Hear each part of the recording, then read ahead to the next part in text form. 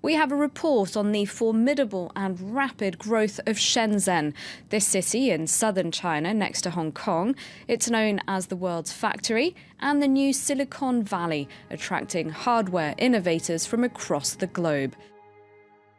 2018 growth forecast of 8.5%, Ethiopia remains likely to be the fastest growing economy in the African continent. The country is working on transformation. It hopes to become a middle-income economy by 2025.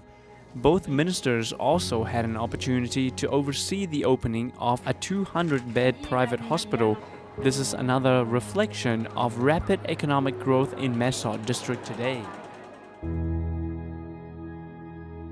So yeah, I'm Sven Schütt. I'm from Germany originally, studied in Prague, and I'm here at AIER to work on my project, which is trying to figure out how to explain special economic zones and also how to break it down in terms of what can special economic zone do for us, what can they do in bringing more freedom, prosperity and wealth to all the nation.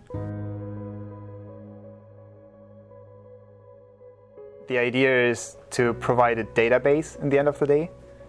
Pretty ambitious, but I hope I can make it there in the future. My dissertation itself was more on what should be the ideal rules of the game for a special economic zone, also like the ideal framework. So the dissertation of mine wants to clarify that special economic zones are not just rent-seeking tools and not just cronyism. It can be way more, and it's very powerful for freedom, and it just has to be set up right.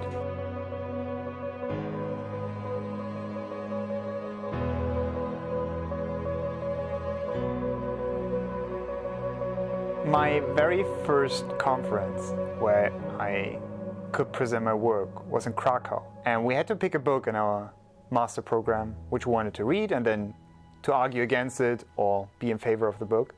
And I picked a book from a guy named Edward Stringham, and his book was Private Governance. And I was reading this book and I thought, this guy must be insane.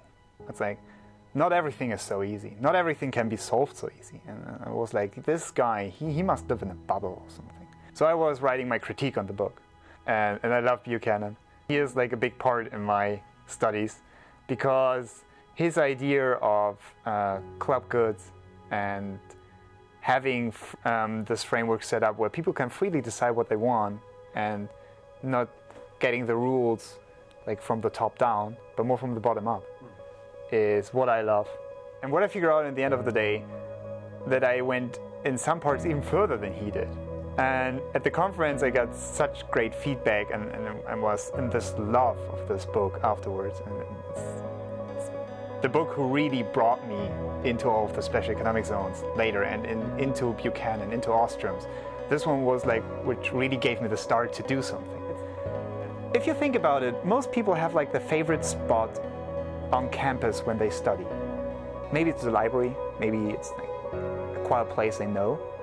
And if I think about my study time, the best place for me to study while I was in my master program is actually here. Because here is everything which makes academics so great. And this place has such a deep history of economics. You only can love this place. There's nothing else.